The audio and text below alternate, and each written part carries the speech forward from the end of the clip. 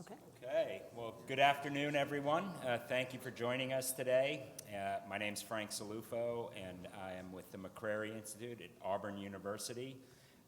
As you may have seen in the agenda, we are having a conversation around cyber-informed engineering, but we were fortunate and lucky enough to add a new panelist to our discussion here, Jack Cable. He's at the Department of Homeland Security, and as many of you may have seen, the department and CISA in particular recently released a strategy around secure by design. I think it dovetails exceedingly well with the cyber-informed engineering strategy that the Department of Energy originally initiated and now hopefully is being enacted by many others.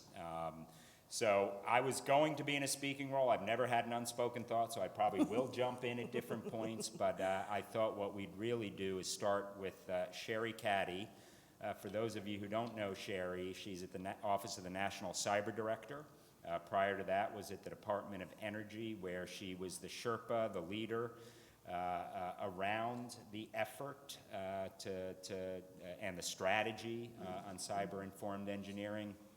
And prior to that, I'm allowed to say where you were prior to that, yes, right? You are. Was at the National Security Agency. And Jack Cable recently joined CISA, but has been instrumental in I guess it was in stealth mode when we put together this proposal, and now is a full-born effort that is in the early innings of the game. So what I thought I'd do is maybe, Sherry, let you set the stage, frame some of the issues, then we'll hear from Jack, and then we'll get into a more in-depth conversation. And let me just note, you guys hear from people all day. I want this to be as engaging as possible. So if you've got questions, don't wait till the end. Jump in. If you know me, I might even call on you. So look out. So don't fall asleep, and we'll go from there. So Sherry, why don't you kick us off? Great. Thanks so much, Frank, and thanks, Jack, for joining us on the fly. So we're really talking about security by design writ large, and looking at how we can collectively marshal our forces to really advance this. Security by design is not new, but we now have some good strategic products that are looking to catalyze a community of practice to really advance this. So as Frank mentioned before, in my role at the Department of Energy, just before coming back to the White House in the new Office of the National Cyber Director, I led a congressionally directed task force to develop a national strategy for cyber-informed engineering. So what is cyber-informed engineering? Well, really, it's about I like to describe it as increasing the recommended daily allowance of cybersecurity for engineers. And we're talking about electrical engineers, mechanical engineers, nuclear engineers, all of the engineers that are building physical systems that really need to think more about security by design as they're developing, designing, and maintaining systems. And so how can we target engineers as a community of interest, an underserved community in cyber? How can we really get them to make intelligent design decisions at the earliest possible stage to advance security by design for our critical physical systems? And then ultimately, how do we use that community to engender a culture of security? Engineers are great. They have a culture of safety that has been long instantiated. They reflexively think about safety in the design and build of systems, but how can we get them to think about security? So many of the design decisions that are made for systems result in weaknesses that can't be mitigated when they're interconnected and digitized. So getting to this community is really critical. This strategy is an attempt to really coalesce the community around some good ideas about how to do that across a broad spectrum of activity that we'll talk about. And when we think about cybersecurity and engineers, we really want them to think about how to deal with an intelligent adversary. So an adversary that's different from a hurricane. We have systems that are built to withstand extremes of weather and actions like that, but an intelligent adversary that is deliberately attacking a system doesn't usually fall into the calculus. So how do we raise awareness? How do we do more to get engineers thinking in this mode to design better systems? Awesome. Over to me. And yeah, thank you, Cherry. Thank you, Frank, for inviting me last minute to this. Glad to be here. I'm Jack Cable. I'm a senior technical advisor at CISA, the Cybersecurity and Infrastructure Security Agency, and want to talk a little about some of the work we've been doing around secure by design and secure by default. First, some background on me. I come from kind of a non-traditional government worker background. I come from background in computer science, software development, security research. Got into cybersecurity through bug bounty programs. Started teaching myself, finding vulnerabilities in a wide range of companies, rose to top ranks there. And after some time, what I started noticing was trends where, as I'm sure probably isn't a surprise to anyone in this room, some of the most severe vulnerabilities weren't anything super sophisticated, but rather pretty simple flaws that using modern software engineering and security practices could be prevented. So this got me thinking, why is it this way where we have, again, all of these vulnerabilities that are out there that could be readily prevented using well-known techniques? These techniques have been around for decades. So I spent some time working at CISA previously on election security, went over to the Krebs Stamos group, spent some time on the Hill through the Tech Congress program, and now back at CISA where I'm helping lead our work on secure by design and secure by default. So what do we mean by secure by design and kind of what are we trying to accomplish? Really, we are on a mission, and we're on this mission very much in close coordination with our friends at the Office of the National Cyber Director. But what we want to do is really help catalyze this future where we can depend on software and technology to be secure. So if you think about our mission at CISA, we lead the nation's effort to understand, manage, and reduce risks to both our federal government and critical infrastructure. So how do we achieve that in the long term? How do we actually reduce risks in the long term? What we would argue is that we need to get into the very basics of how software and technology is built to make sure that from the get-go, from the design stage, security is a part that's not an afterthought, and that really kind of products, when they come to organizations to use them, are built in a way that they can be deployed securely by default. So you might have seen our guidance we put out 2 weeks ago. If you've not, I very much encourage you to go and check that out.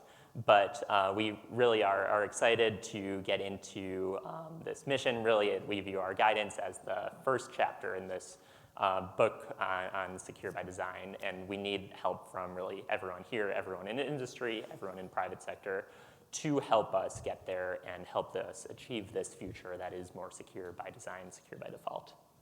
Thank you, Jack. And Sherry, before jumping into the next slide, I mean, one of the challenges we see is it's not only about the cybersecurity community. Obviously, they need a front row seat at the table, but it is about bringing cyber into the ethos, the DNA, and into the hearts and minds of the broader community. And when we looked at our effort, and I'll let you share that in a second, it was largely through the Department of Energy, so it was focused heavily on the OT sector.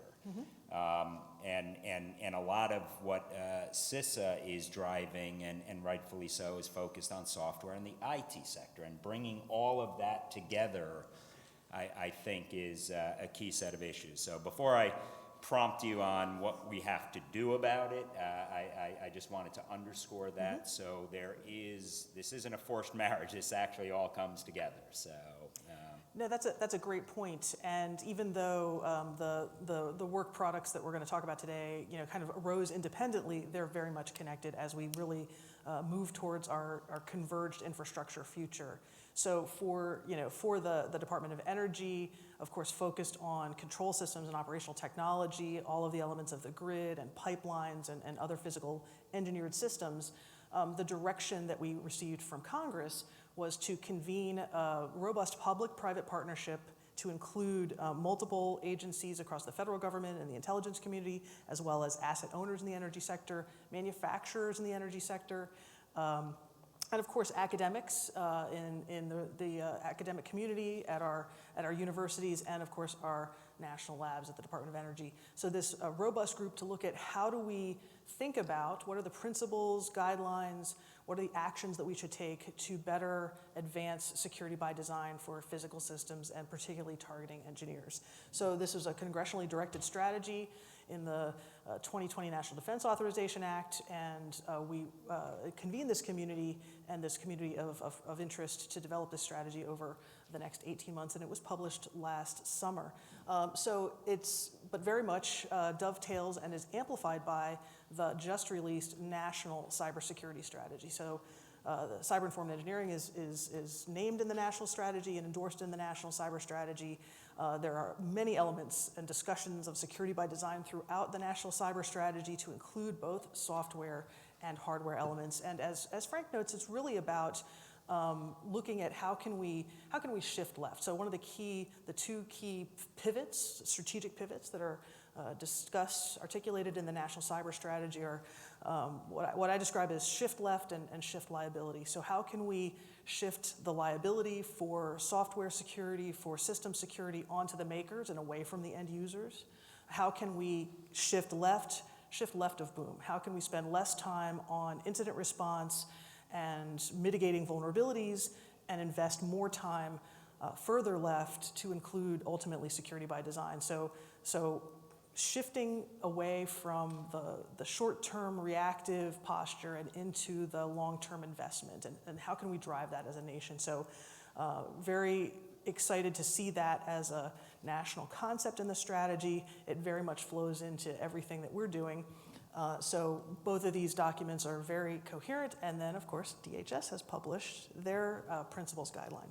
You want to tell us about your product? Great, yes, so and again, yeah, please do check this out if you haven't seen it. I've even got a little, you can stop by the CISA booth, get some Secure by Design, Secure by Default stickers, very much like these. But yeah, the document that we put out a couple of weeks ago really tries to lay out what this roadmap towards a future that is more secure by design, secure by default looks like, very much in line with the National Cybersecurity Strategy, where we want to help catalyze the shift of the burden of cybersecurity away from individuals, away from small businesses, away from other small organizations, state and local governments, and really onto those who are able to most bear it, namely large technology manufacturers.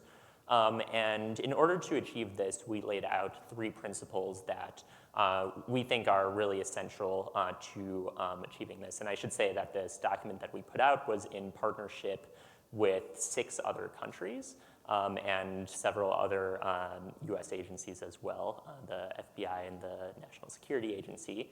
So really this is an international partnership where there is significant agreement on the path forward here. And again, this is kind of our first iteration, and we really want kind of the expertise of everyone in this room, everyone in industry, to help us shape where we're going.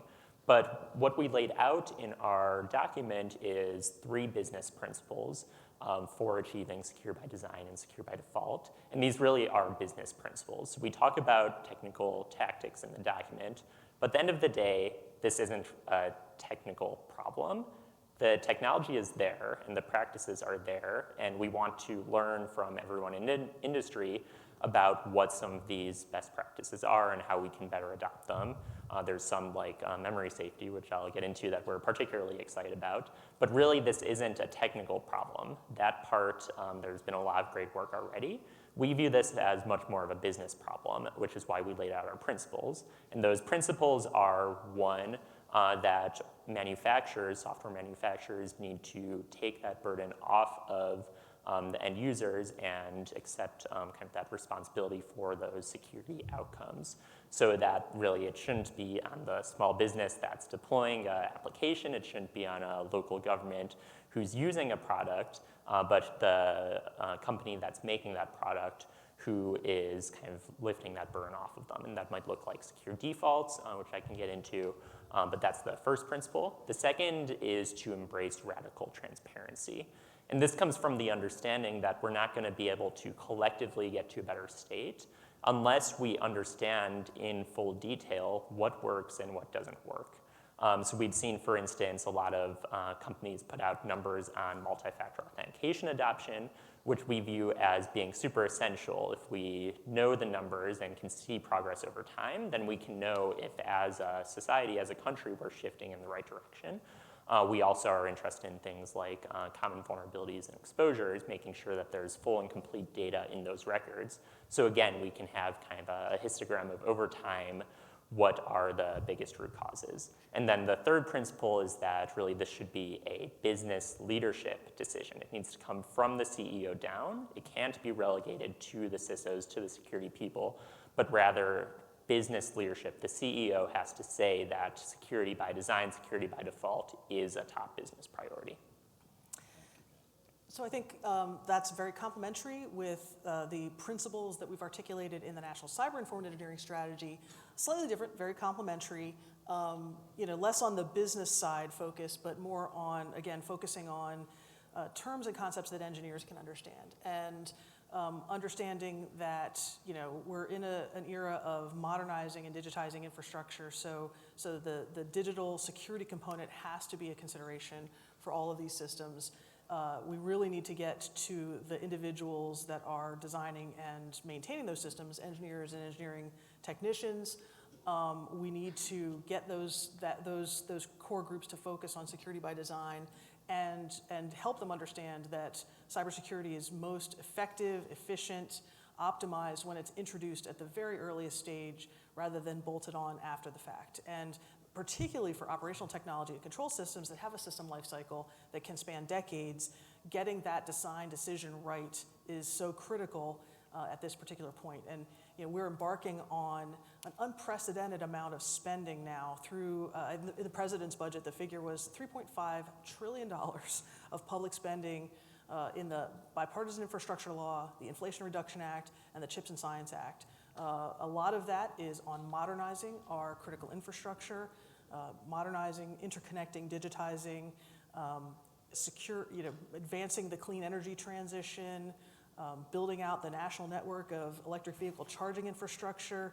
These are critical systems that will be around for decades. We need to build them right. We have money that is coming through the federal government down to state and local governments, across the board to research institutions. We need to make sure cybersecurity is baked in as we are committing a significant once-in-a-generation level of public funding to critical infrastructure. So now is the time. There's a sense of urgency to get security by design right.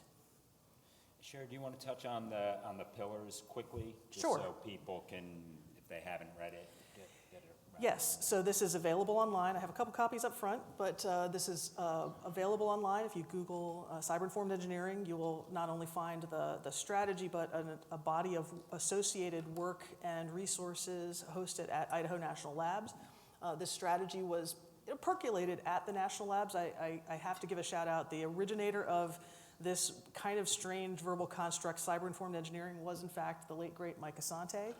When he was at Pacific Northwest National Labs, first articulated this concept, and it's really grown over the last 10 years into a formal congressionally directed national strategy now that is part of the national cybersecurity strategy. So these things take time, but this is really a synthesis of a lot of years and a lot of thinking around how do we actually advance this for OT, for engineers. And awareness is still a thing, getting engineers to understand that this is something that they need to incorporate into their daily practice.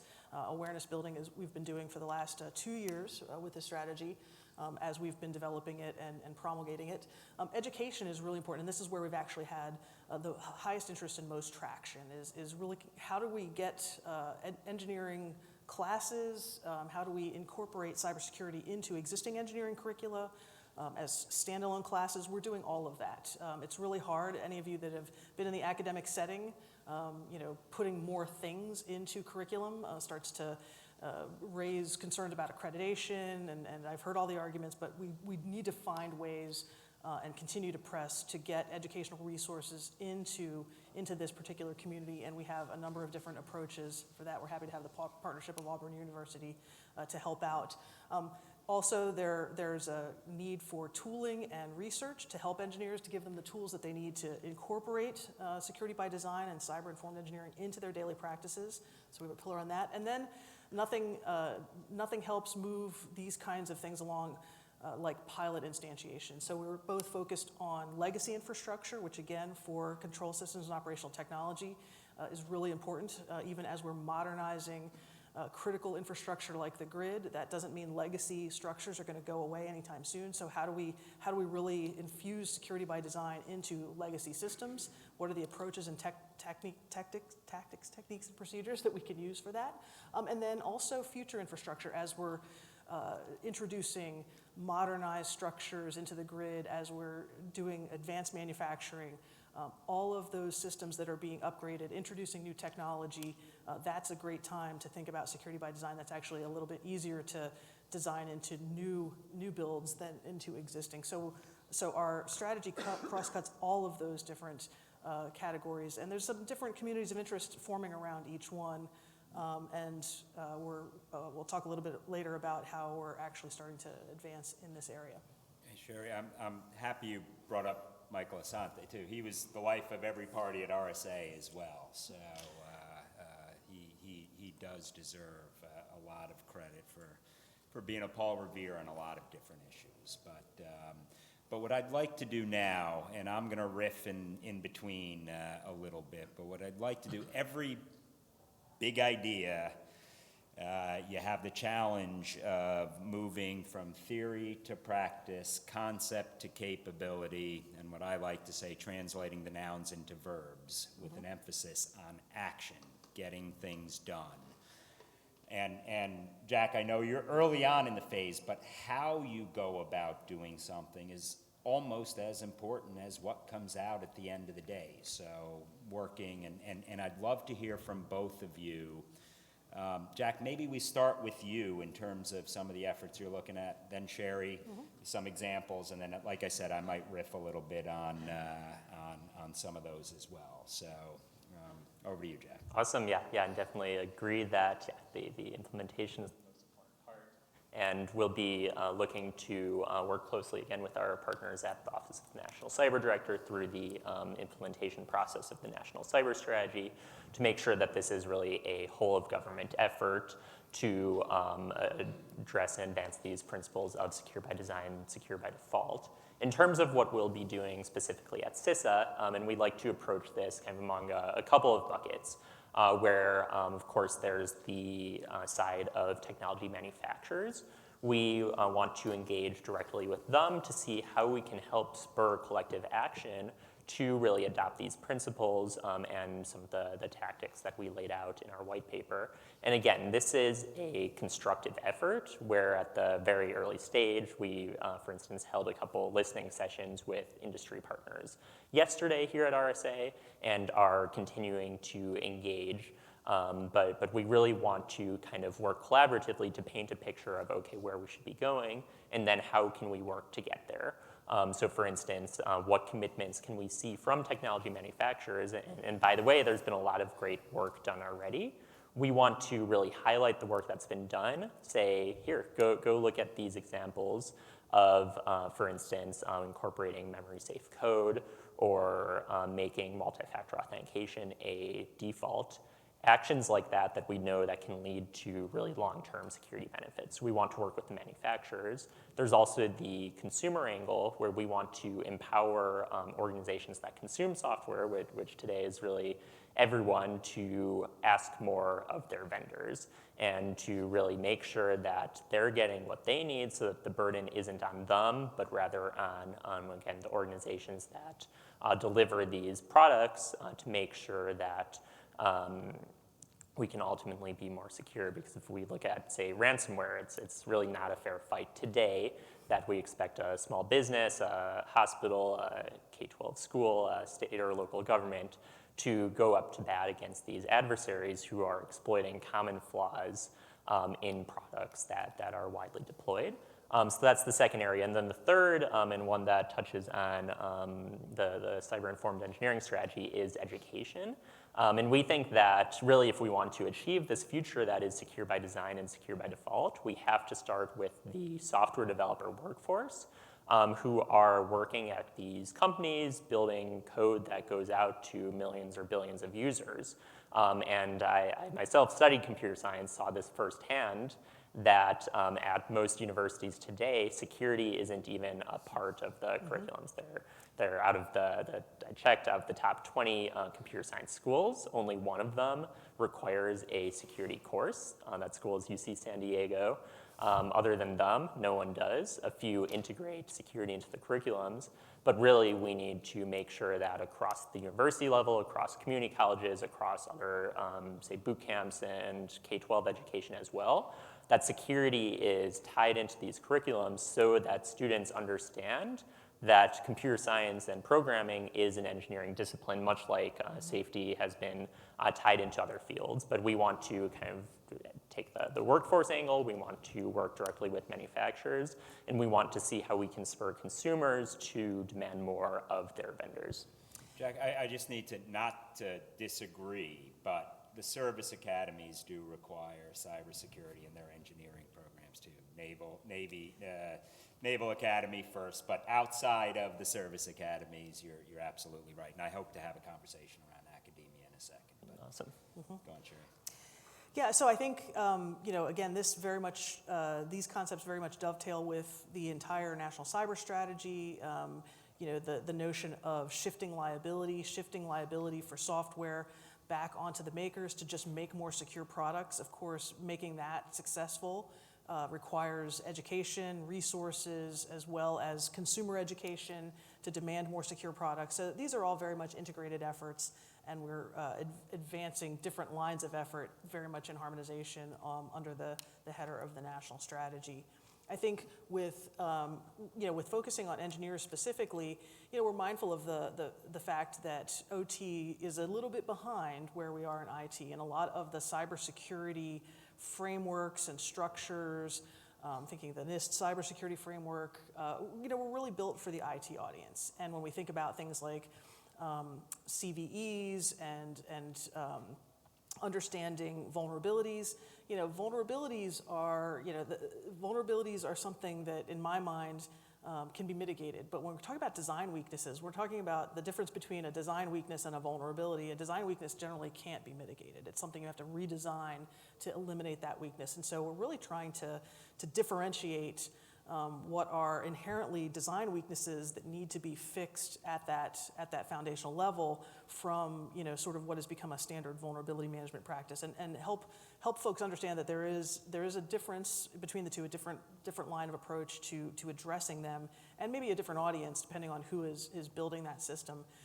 So how do we append some of the necessary differences for OT? OT is not the same as IT, even though they're converging, but how do we append some of those differences into some existing structures? And so as we look at what are the specific outcomes, deliverables that we're looking for in implementing the National Cyber-Informed Engineering Strategy, how do we append, for example, engineering disciplines into an existing IT structure like the National Initiative for Cyber Education? How do we make sure that they're engineering knowledge, skills, and abilities into that structure? We don't want to necessarily have a completely separate structure, but something that shows both. How can we develop curricula that work under some of our government programs, Scholarship for Service?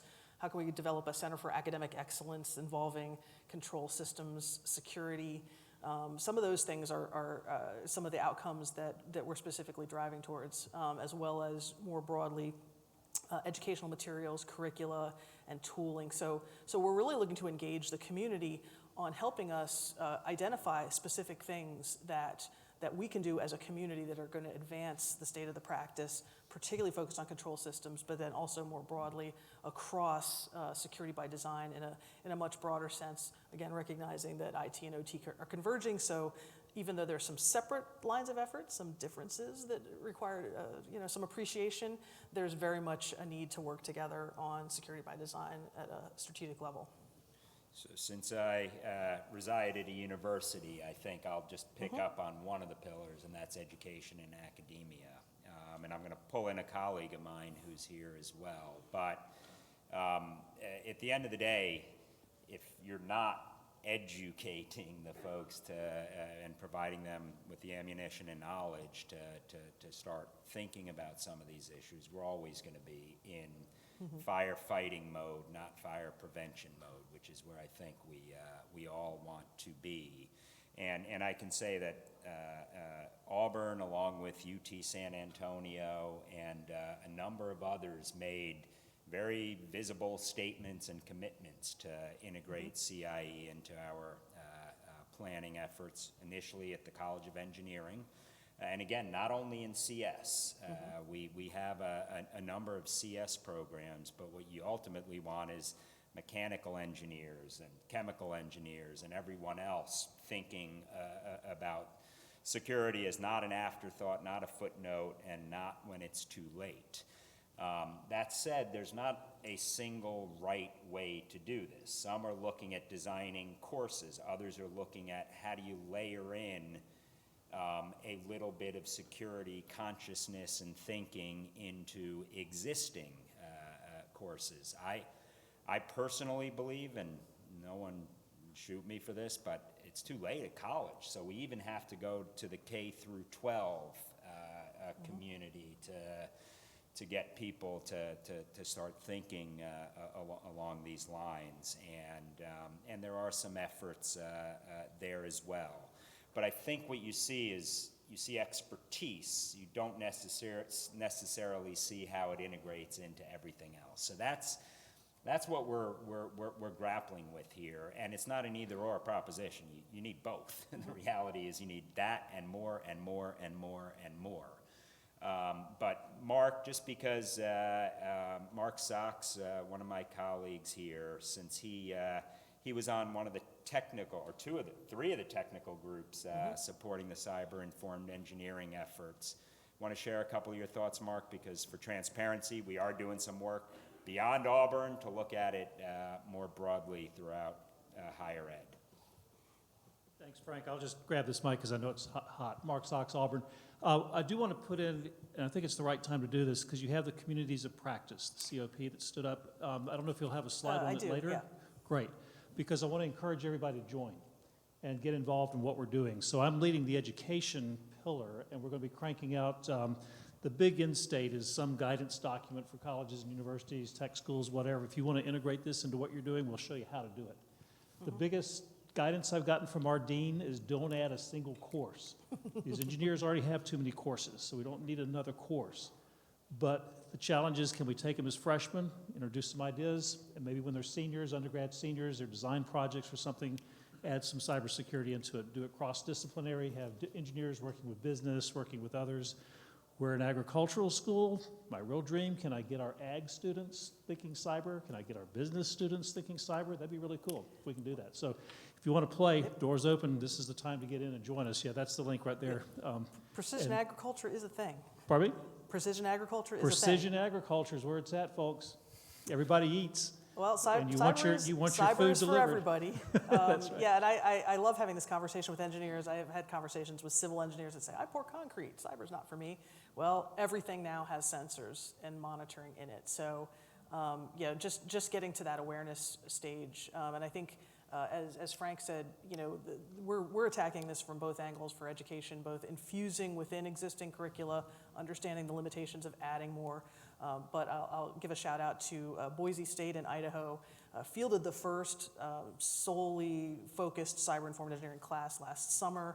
Got a lot of interesting feedback from that as an elective. So I think, you know, we're aiming to offer both. We're going to infuse it whatever way we can in all ways possible. So looking at, I mean, I think it's hard to disagree conceptually with the need to move in this direction. Obviously, getting some of the enablers in place to allow greater likelihood for success is something we're all grappling with here, and some are going to be market-driven, but some, quite honestly, may not be. So any other thoughts, Sherry? And I might just add on the electricity side, one of the colleagues who served on, what were we officially called? Oh, the Securing Energy Infrastructure Executive Task Force. The Executive Task Force was the COO of Southern Company, and they have instituted corporate-wide. They've sent memoranda and concepts to start thinking about security by design, because quite honestly, they can't afford failure.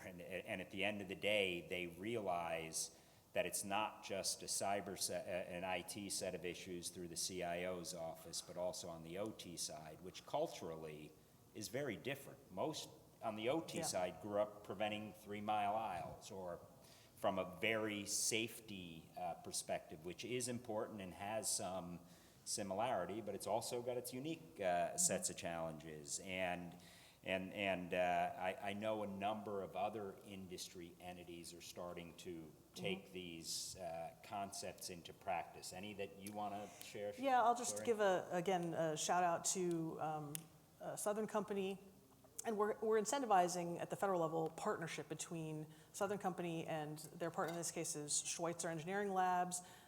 To do this right really requires the partnership. It's not just about a physical asset owner. It's not just about a manufacturer. It's about them working together to look at how they can jointly incentivize and design better systems. So we've got some pilot projects already underway that industry is leading on. We have projects that the government is leading on. One of the more exciting projects that is an example of new infrastructure is a DoD project called Project Pele, the goddess of fire, not the soccer player. But it's really about next generation nuclear microreactors. And it's been 10 years in the making, DoD project with Department of Energy and multi-entities. Idaho National Lab is designing this next generation nuclear microgrid to be secure by design, infusing the principles of CIE that we've developed. So it's the first big federal project incorporating and instantiating CIE principles. So that's a new technology design. Our prime example of existing technology design, we have several. One I'll mention, not necessarily the company involved, but we have one of the major producers, manufacturers of water systems, has done a lot of design work. They're very much like every other design entity looking to move a lot of their controls and remote operation into the cloud. They worked with us on looking at cyber-informed engineering and how that was going to affect their cloud transition, and they realized they needed to change their design specifications, and they needed to slow down some of their transition to the cloud to make sure that they were doing things securely. That they realized that the way to best attack their water system was to affect a remote pump and turn it on and off rapidly to actually physically damage the system. And after a design review, and it wasn't a lengthy design review, they realized that by introducing a $50 component into the system to create just the right amount of latency, that they could prevent an attacker, even if an attacker remotely came into this water system, that they would not be able to affect any sort of physical destruction. So not a significant amount of time delay, not a significant investment in a $50 part in a multi-million-dollar system, but it enabled them to proceed in a much more secure way in moving their system controls into the cloud. So we're already seeing the instantiation of these principles in real-life projects. So we're looking to incentivize and encourage more, and more importantly, be able to translate these actual projects into shareable best practices and lessons learned. Because nothing helps engineers like seeing somebody else has done this. And it can be done. How did they do it? Who can I talk to? How can we develop and enhance and enrich this community of practice that we're building to really share that information and broadly disseminate it? So as Mark said, and we do have on the screen here, we've launched a community of practice, launched and hosted by our partners at Idaho National Labs. It was launched in January. We have regular virtual engagement. We're growing the community to not just where we started with energy systems, electricity systems, but all kinds of engineers, all kinds of physical systems.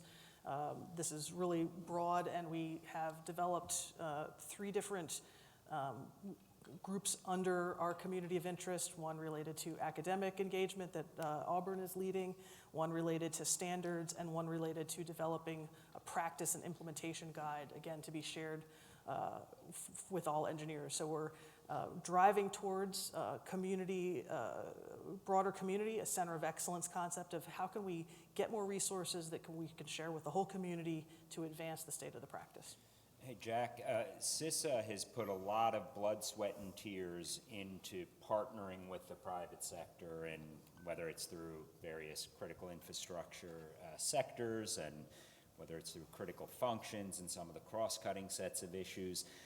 How do you envision working with the private sector in particular? And we talked a little bit about the coders and on the software side, but I would imagine it's a broader community as well, isn't it? Yep, it definitely is. So, and we want to, again, when we talk about secure by design, secure by default, really our primary target audience there's a lot of individuals and organizations involved, but our target audience is those organizations that are manufacturing software.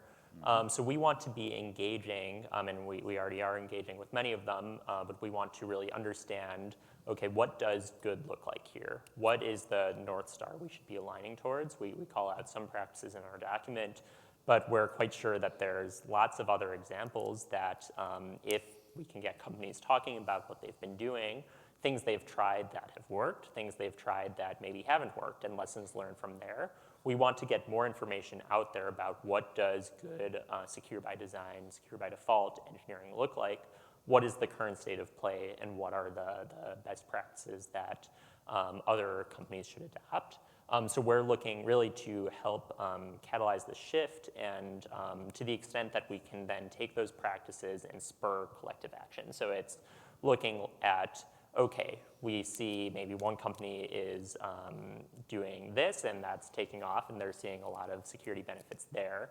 How can we help other companies adopt that, recognizing the security benefits there? And another area I'll talk about where we're really expanding out our partnerships is with the open source community. We view this as one of the key foundations of really all software, whether it's our federal government or critical infrastructure or just more broadly. Everything depends on open source software. And so the fact that it's so prevalent and the fact that it really is a public good and one of the greatest gifts that's been given to the technology industry, we want to see how we can continue to allow open source software to spur innovation while at the same time making sure that we are using it in a secure manner. And really, for instance, when we look at the federal government's usage or critical infrastructure's usage, that can, again, spur innovation there. So we are looking to partner with the open source community, and we recognize that really government has in many ways been absent from the open source community in the past. So how can we join this as a community player? We know the open source community values those who show up. So we want to show up and really put our work out there, whether that's, for instance, leveraging the federal workforce to help contribute to open source code, assessing kind of the prevalence of open source software across the federal government and critical infrastructure, engaging as a community player, as one of the largest users of open source software in the world, to see how we can foster greater security across the board. And for that, we desperately need partnerships. We're starting to engage with open source communities through Joint Cyber Defense Collaborative, JCDC. We have a roundtable this afternoon right after this with a number of open source entities and really want to integrate even more so as a community player. Awesome, thank you. And I'm going to turn it to the audience in a second, but before I do that, so at the end of the day, we're talking about resilience, right? It's like any other issue we're dealing with, it's managing risk. It's not removing risk. And when you think about this particular set of issues, the bad guy has a vote. At the end of the day, not all hacks are the same, not all hackers are the same, intentions vary, capabilities vary, the tactics, techniques, and procedures they utilize vary. Some could be for intellectual property theft or espionage, others for disruption, destruction. When we sort of get down to end game hopes, and I think maybe, please disagree with me, but it's about resilience. It's about not only bouncing back, hopefully even bouncing forward. And Sherry, you brought up the massive investment in infrastructure right now. Shame on us if this isn't top of list. If you don't get the ability to build something massive, new every day, and if we can't bake this into that thinking and into the requirements, we're going to be having this conversation for 25 years. And it's not that everyone here doesn't really want to see that happen, but do either of you envision a day where we do have a genuinely secure by design environment? And what does that look like? Well, I think as you say, the challenge, the key barrier is always resources. And we are at a unique point in time where resources actually aren't as much the problem because we're at the point where we're investing Tipping so point, much. right? We're at that tipping point. In upgrading, modernizing our national infrastructure. So there is a sense of urgency, certainly, on our part at the White House at making sure that we're taking proactive steps to influence that spending in a way that's going to promote resilience. So we think because of the funding that's behind it, we have a real opportunity here to accelerate this adoption of resilience and secure by design. So I feel like I'm going to say not just an opportunity, but a responsibility. a responsibility. Yes? No, that's a great point. So I think because of the position that we're in with funding, I think we're going to get there. And Jack, I don't mean to be provocative with that question, but Yeah. what are your thoughts? I'd say from a CISA perspective, we certainly can reach that future, and we have to be realistic about what this future is. We're never going to make anything fully secure or prevent every attack, but what we can do is really raise costs for attackers, especially when we think about financially motivated cyber criminals, say ransomware actors, where this is a business for them. If we can make it more costly for them to do business, then we'll start to see ransomware attacks go down. And we know of, for instance, that ransomware attackers, they're not exploiting novel vulnerabilities because that's expensive. They're exploiting the most basic things, the most pervasive vulnerabilities that are across the board easy to exploit. So if we can make their job harder, then we can succeed and we can make sure that we're all safer as a result. So yes, we think that this future is achievable. Like I said, we think lots of the technology is already out there. Talk about memory safety, for instance, where, and part of the problem is we don't have the exact data here where we're working on seeing how we can help reform, for instance, the CVE program to better allow insight into root causes of vulnerabilities. But we know, for instance, some vendors who've talked about their stats, approximately 2/3 of vulnerabilities in memory unsafe code are memory safety vulnerabilities that can be eliminated off the bat by moving to memory safe programming languages. That's just one example where we can eliminate an entire root cause of vulnerability. Yes, it's not easy. There's no quick way of doing it, but through long-term investment, and I think we are at an inflection point where this investment is starting to make more sense and we're going to start seeing it put into action, we do think that we can achieve this future. Awesome, thank you, Jack. I'm failing at my one job. We only have like 4 minutes for questions, so we have one in the back here. One of my hats is Rowan University, so Yep. I love the whole university connection. Come down to the mic, please. Thank you. Just trying to take up those 4 minutes. So one of my hats is I'm an industry advisor for a local university in Jersey, Rowan University. And one of the things that I did with a couple colleagues was I got one of my clients, Paragon Systems, to donate money to the university to start a COGS, they call it a certificate of graduate and certificate of undergraduate in cybersecurity. So somebody doesn't have to be an engineer.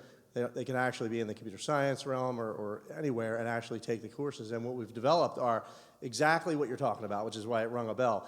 Cybersecurity engineering is one course. Model-based systems engineering, teaching about tools, digitally transformative tools like Cameo, Rhapsody, on how to build SysML models, as well as cloud architecture hardening and IoT hardening. So the long-term answer is to educate all the young people because they're going out to all the different companies, and then they're going to design cyber and security into their products. Yep. The question is there something that the government can do to incentivize the Paragons of the world to donate more than I got them to donate, Yep. and get people in industry to go teach. I'm a professor of practice. I'm not doing the theoretical. They're having me teach the kids how they take those tools that they learn and put them into implementation and practice. So I'd love to hear some of your comments on how to get incentives for that. So I think, I think And don't escape without speaking to Mark on my team, so. yes, so delightful to have people in the practice. Part of what we're doing here with awareness raising is identifying folks that can come into the community of practice and be part of the solution. So thank you. I think a couple of things. It's not just students. We need to train faculty in how to do this. So And teachers. and teachers. Pre-college teachers as well. So, there's a need across the board. I think one of the things we're doing, and Frank referenced it, so the government, of course, can't necessarily dictate to colleges what to do, but we can lead by example. And we have with introducing required curricula in cybersecurity at all the service academies. I can tell you the next step is going to be looking at ROTC programs and JROTC programs. Those are the things that the federal government has funding behind and that we can influence. It's really hard to go to a college and say, hey, every freshman needs Cyber 101 regardless of major.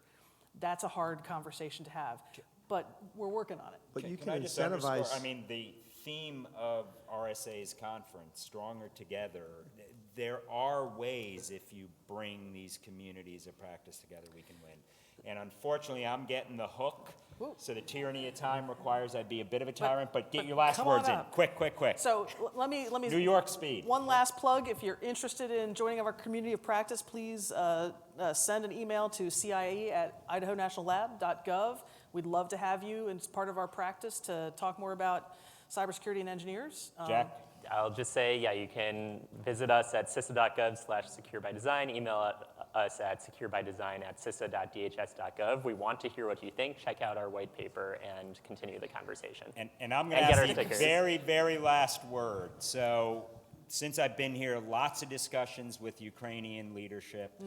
I think there is a message here that defense has a fighting chance, and I was not convinced that was the case until recent months. So thank you all, and sorry for taking us a Thank couple you. minutes over.